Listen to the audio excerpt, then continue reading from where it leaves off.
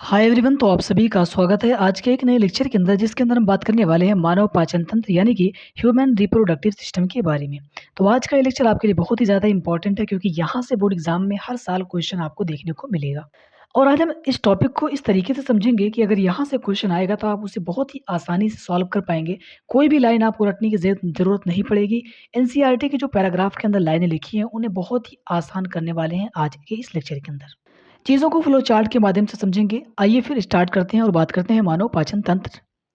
मानव पाचन तंत्र में सबसे पहले हम समझते हैं आहार नाल के बारे में। तो आहार नाल क्या है? तो आहार नाल मुख से लेकर गुदा तक की एक सबसे लंबी नली होती है। इसी को हम आहार नाल के नाम से भी जानते हैं। आपको ये मालूम होगा कि आहार नाल क्या है? मुख से लेकर गुदा तक की एक सबसे लंबी नली होती है। इसे हम आहार नाल के नाम से जानते हैं। मानव पाचन तंत्र में आपने एनसीईआरटी में ये डायग्राम देखा होगा, ठीक है? यहाँ पर मुख है, ग्रसिका है, आमाशय है, छोटी आंत जिसे हम क्षुद्रांत के नाम से भी जानते हैं, और बड़ी आंत जिसे हम बृहदांत्र के नाम से भी जानते हैं, गुदाद्वार, ठीक है? इसमें कुछ सहायक ग्रंथियाँ भी होती हैं, जैसे कि यकृत, जो पित्ताशय जो पित्त रस का स्त्रावण करती है। पित्ताशय यहाँ पर प्रेज़ेंट होता है, जो कि पित्त रस को संग्रहित करने का काम करता है, ठीक है? इसी तरीके से अग्न्याशय, इन सभी के बारे में समझने वाले हैं एक-एक करके। तो आइए चीज़ों को समझते हैं नेक्स्ट स्लाइड के अंदर। तो जैसा कि मैंने कहा था कि चीज़ों को फ्लो चार्ट से समझेंगे, जहाँ डायग्राम की ज़रूरत पड़ेगी वहाँ डायग्राम से चीज़ों को समझेंगे। तो आइए फिर चलते हैं और बात करते हैं कि मानव पाचन तंत्र में विभिन्न प्रकार के जो अंग होते हैं, उनके कार्य क्या होते हैं, कौन से एंजाइम का वो स्त्रावण करते हैं। क्योंकि हमसे यहाँ से क्वेश्चन जो पूछा जाता है, वो क्वेश्चन यही आता है कि पित्त रस का स्त्रावण कहाँ से होगा? इस टाइप से क्वेश्चन हमसे पूछे जाते हैं। तो सबसे पहले हम जिस अंग के बारे में बात करेंगे वो हमारा होगा मुख, जिसे हम माउथ के नाम से भी जानते हैं, ठीक है? अब यहाँ पे क्या होगा? तो ये यहाँ से कौन से एंजाइम का स्त्रावण होगा? तो यहाँ से जो एंजाइम का स्त्रावण होगा, जो एंजाइम बन के निकलेगा, उस एंजाइम का नाम है लार एमाइलेज। देखिए, लार एमाइलेज का कार्य क्या है? तो लार एमाइलेज का जो कार्य होता है, स्टार्च को तोड़ने का कार्य किसका होता है? लार एमाइलेज का होता है। या आप ऐसा भी कह सकते हैं कि लार एमाइलेज जो होता है वो स्टार्च का पाचन करता है। उसके बाद में आपका भोजन ग्रसिका में जाता है, जिसे हम ईसोफेगस के नाम से जानते हैं। यहाँ पर कोई एंजाइम नहीं बनेगा, किसी भी एंजाइम का स्त्रावण नहीं होता है, याद रखिएगा, ठीक है?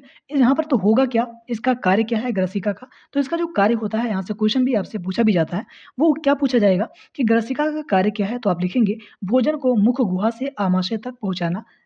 ये किसका कार्य है? आपके ग्रसिका का कार्य। अब भोजन कैसे ग्रसिका से, आपके मुख से कैसे आमाशय तक जाता है ग्रसिका के माध्यम से? तो आपके ग्रसिका जो होती है ना, उसमें कर्मानुकुंचन गति होती है। एक गति होती है जिसे हम बोलते हैं कर्मानुकुंचन गति। उस गति के माध्यम से भोजन एक जगह से दूसरी जगह पर मूव कर पाता है। एक क्वेश्चन आपके एग्ज़ाम में पूछा गया है, बोर्ड एग्ज़ाम के अंदर, इसी साल 2026 में। वो क्वेश्चन क्या था कि भोजन में लार की क्या भूमिका है? तो भोजन में लार की जो भूमिका है ना, पहला तो उसका कार्य ये है कि भोजन के अंदर उपस्थित स्टार्च का पाचन करता है।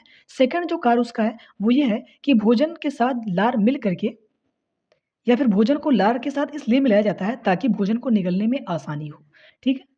तो यहाँ से क्वेश्चन आपके एग्ज़ाम में इसी साल पूछा गया था, तो उम्मीद है कि आपको क्लियर समझ में आ गया होगा।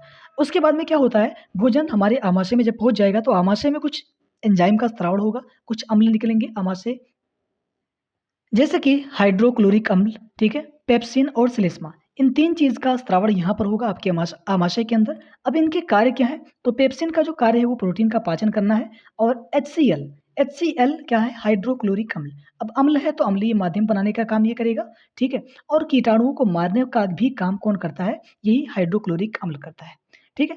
तो अगर आपसे क्वेश्चन जो यहाँ से पूछा जाएगा, वो क्वेश्चन ये आएगा कि हाइड्रोक्लोरिक अम्ल जो है, उसका कार्य क्या है? सेकंड क्वेश्चन ये बन सकता है कि पेप्सिन का कार्य क्या है? और थर्ड क्वेश्चन जो बनकर के आ सकता है, वो क्वेश्चन ये आएगा कि पेप्सिन का स्त्रावण कौन-सी ग्रंथि करती है? ठीक है? तो आपको इतने क्वेश्चन यहाँ से बन सकते हैं, तो आप देख पा रहे होंगे कि एक ही टॉपिक है, लेकिन क्वेश्चन यहाँ से कितने वैरायटी के बन सकते हैं। अब आमाशय के अंदर प्रोटीन का पाचन हो रहा है, ठीक है? और अब ये भोजन आपका छोटी आंत में जाएगा, जिसे हम स्मॉल इंटेस्टाइन के नाम से जानते हैं।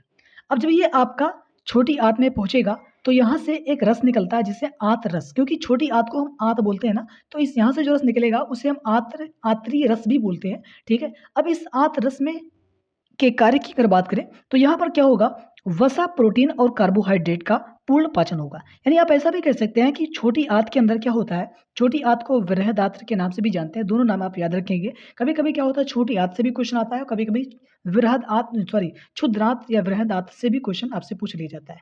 तो एनसीईआरटी में नाम मेंशन है तो आपको याद होना भी ज़रूरी होता है।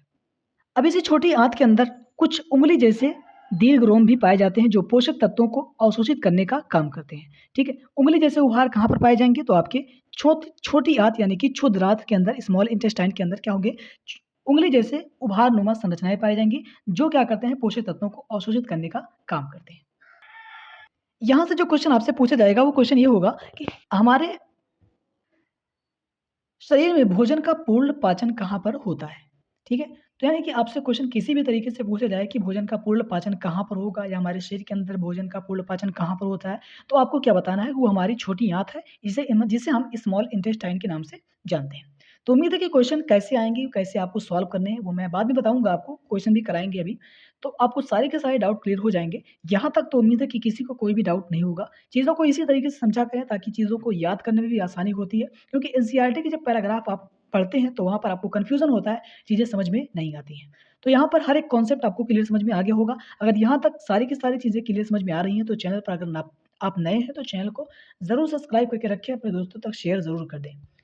तो चलिए फिर आगे चलते हैं और बात करते हैं अगले अंग के बारे में जिसका नाम है यकृत, जिसे हम लीवर के नाम से जानते हैं। तो देखिए लीवर जो होता है ना, वो पित्त रस का स्त्रावण करता है। यानी कि पित्त रस कहाँ बनेगा, तो आपके लीवर के अंदर बनेगा। ठीक है, जिसे हम यकृत के नाम से भी जानते हैं। ठीक है, अब ये काम क्या करेगा, तो पित्त रस का निर्माण वसा का पायसीकरण, जिसे हम इमल्सिफिकेशन के नाम से भी जानते हैं। तो वसा को छोटे-छोटे खंडों में तोड़ने का काम इसी पित्त रस का होता है। ठीक है? यहाँ से जो क्वेश्चन आपसे बन करके आपसे पूछा जाता है वो क्वेश्चन ये आएगा कि पित्त रस का निर्माण कहाँ पर होता है? ठीक है? तो काफ़ी लोग क्वेश्चन को गलत कर देते हैं, वो गलत क्यों करते हैं? उनको मालूम होता है कि पित्त रस है तो ये पित्त रस जो है वो हमारे पित्ताशय में बनेगा। ठीक है? तो इस वजह से वो क्वेश्चन को गलत कर देते हैं। ध्यान रखिएगा, जब क्वेश्चन आपसे पूछा जाए कि पित्त रस का निर्माण कहाँ पर होता है, तो पित्ताशय में नहीं बल्कि आपके यकृत के अंदर होता है। ठीक है? हाँ, संग्रहित की अगर बात की जाए कि कहाँ पर वो इकट्ठा होता है, तो आपके पित्ताशय के अंदर होता है। इस चीज़ को नोट डाउन कर लेंगे। उसके बाद में क्या होगा, इसके बाद में हम बात करते हैं अगली ग्रंथि के बारे में जिसका नाम है अग्न्याशय।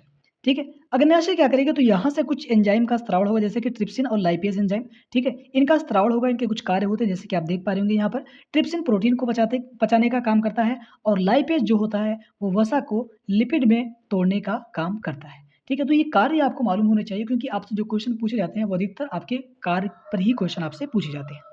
उसके बाद में क्या होगा, आपका जो भोजन था वो बड़ी आँत में पहुँचेगा क्योंकि छोटी आँत से आपका भोजन बड़ी आँत में जाएगा, ठीक है? वहाँ पर क्या होगा, तो जल का अवशोषण होगा, जो बचा-कुचा जल था वो उसका अवशोषण होगा और उसके बाद में जो अपशिष्ट पदार्थ हैं, उसे आपके शरीर से बाहर निकाल दिया जाएगा। तो यहाँ पर आपने देखा कुछ ग्रंथियाँ भी हैं, ठीक है? और कुछ अंग हैं जो हमारे पाचन तंत्र के अंदर बहुत महत्वपूर्ण भूमिका निभा रहे थे, ठीक है? जैसे कि अगर हम बात करें ग्रंथि के बारे में तो यहाँ पर यकृत ग्रंथि और अग्न्याशय ग्रंथि है, जो क्या करती हैं, ये कुछ एंजाइम का स्त्रावण करती हैं, जो आपके पाचन के अंदर महत्वपूर्ण भूमिका निभाते हैं। तो उम्मीद है कि पाचन तंत्र के अंदर हमने पूरे पाचन तंत्र को एक फ्लो चार्ट के माध्यम से समझा है। किसी को कोई भी डाउट अगर हो तो कमेंट बॉक्स के अंदर आप पूछ सकते हैं। तो यहाँ पर हमारा जो ह्यूमन डाइजेस्टिव सिस्टम था जिसे मानव पाचन तंत्र के नाम से जानते हैं वो कंप्लीट हो चुका है। अब हम यहाँ से जो क्वेश्चन आपके एग्जाम के अंदर पूछे गए उन क्वेश्चन को डिस्कस कर लेते हैं। उसके बाद में एक छोटा-सा टॉपिक है जिसे हम दंत विन्यास यानी कि मनुष्यों के अंदर उपस्थित दाँतों के प्रकार के बारे में समझेंगे क्योंकि वहाँ से भी क्वेश्चन हमारे एग्ज़ाम के अंदर पूछे जाते हैं। तो आपने जो टॉपिक अभी-अभी पढ़ा है वो उस टॉपिक से जो क्वेश्चन आपसे पूछा जाता है वो क्वेश्चन पहला आएगा कि मानव पाचन तंत्र का वर्णन कीजिए। ठीक है? पहला क्वेश्चन आपकी स्क्रीन पर है और ये क्वेश्चन आपके एग्ज़ाम के अंदर 5 मर्तबे पूछे गए हैं मतलब ये 5 बार आपके क्वेश्चन ये क्वेश्चन आपके एग्ज़ाम के अंदर 5 बार रिपीट हो चुका है। ठीक है? तो ये क्वेश्चन जो आता है वो 5 मार्क्स का भी आता है, 5 से 6 मार्क्स के अंदर और बहुत ही ज़्यादा इम्पोर्टेंट टॉपिक है, मैंने आपसे शुरू में कहा था, इसे आप याद रखेंगे। अगला क्वेश्चन आपकी स्क्रीन पर इस तरीके से भी पूछा जा सकता है कि आमाशय में पाचन की प्रक्रिया समझाइए। तो आमाशय के अंदर आपने क्या देखा था कि आमाशय के अंदर आमाशयी रस निकल रहा था, ठीक है? तो यहाँ पर आमाशय वाली जो ग्रंथियाँ जो आमाशय की जो ग्रंथियाँ होती हैं वो क्या स्त्राव करती हैं? हाइड्रोक्लोरिक अम्ल और पेप्सिन और श्लेष्मा का स्त्राव करती हैं। हमने इनके कार्य के बारे में समझा तो यही सारी चीज़ों को आपको फ्लो चार्ट ये जो चीज़ें आपने अभी भी पढ़ी हैं, इन्हीं चीज़ों को आपको पैराग्राफ के अंदर लिखनी है। अगला क्वेश्चन जो आपसे पूछा जा सकता है वो क्वेश्चन आएगा, ठीक है, क्षुद्रांत्र में पाचन और अवशोषण कैसे होता है? क्षुद्रांत्र मतलब छोटी आंत के बारे में आपसे पूछा गया है। तो उम्मीद है कि सारे के सारे क्वेश्चन आप सॉल्व कर पाएँगे, ठीक है। यहाँ पर मैंने जो फ्लो चार्ट से आपको समझाया है, हर एक कॉन्सेप्ट आपको क्लियर समझ में आ गया होगा, किसी को कोई डाउट नहीं होगा। एक छोटा-सा टॉपिक और बचता है, उसे डिस्कस कर लेते हैं। क्या है? आइए देखते हैं। देखिए, दाँतों की प्रकार की अगर बात की जाए, तो दाँतों के प्रकार में हमारे कुल कितने प्रकार होते हैं दाँतों के? कुल 4 प्रकार के दाँत होते हैं। एक को हम बोलते हैं कृंतक, दूसरा है रत्नक, अगला है चर्वणक और अगला चर्वणक, फिर उसे लास्ट वाला हमारा जो है वो है चर्वणक, ठीक है? कुल 4 प्रकार के होते हैं, इनकी जो संख्या होती है टोटल 32 होती है। अब कैसे-कैसे होती है, उन्हीं के बारे में हमें समझना है।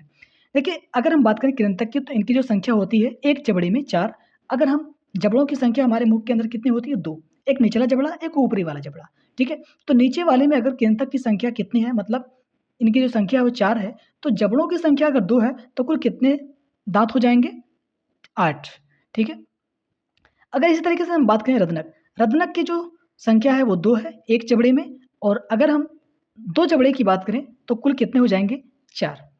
अगर चर्वणक की संख्या 4 है, 2 जबड़े की बात करें तो 8, इसी तरीके से 6 है, इसी तरीके से 12 है। आप देख पा रहे होंगे एक जबड़े में कितने हैं? 2 की अगर हम बात करेंगे, तो अगर एक में 4 है तो दूसरे में 8 होगा, और एक में 2 है, दूसरे में 4 होगा। इसी तरीके से आप देख पा रहे हैं। अब यहाँ पे सेकंड चीज़ जो बहुत ही ज़्यादा इम्पोर्टेंट है, वो ये है कि इनके कार्य, ठीक है? कार्य पर ज़्यादा क्वेश्चन आपसे पूछा जाता है, तो ध्यान रखेंगे, कृंतक का जो कार्य होता है, वो होता है भोजन को काटना। रत्नक का भोजन को फाड़ना। अग्रचर्वणक का भोजन को चबाना और उसे पीसने का काम किसका होता है? अग्रचर्वणक का होता है। इसी तरीके से हम बात करें चर्वणक का, तो चर्वणक का जो कार्य होता है वो भोजन को अच्छी तरह पीसने का कार्य होता है। अब इनके कुछ आकार हैं जैसे आप देख पा रहे होंगे, ठीक है? एक आकार इतने ज़्यादा इम्पोर्टेंट नहीं है, लेकिन आप याद रखेंगे इन्हें भी, ठीक है? लेकिन कार्य जो है वो बहुत ही ज़्यादा इम्पोर्टेंट है, क्योंकि वहाँ से काफ़ी बार क्वेश्चन आपको एग्ज़ाम में पूछे गए हैं। तो उम्मीद है कि यहाँ तक किसी को कोई डाउट नहीं होगा। इसी तरीके से चीज़ों को फ्लो चार्ट से समझा करें, ताकि चीज़ें से समझ में आ जाएँगी, तो आंसर तो आप आसानी से लिख पाएँगे। तो आज के लिए बस इतना ही, फिर मिलेंगे किसी नए टॉपिक के साथ, तब तक आप इसे रिवाइज़ करिएगा। Thank you so much.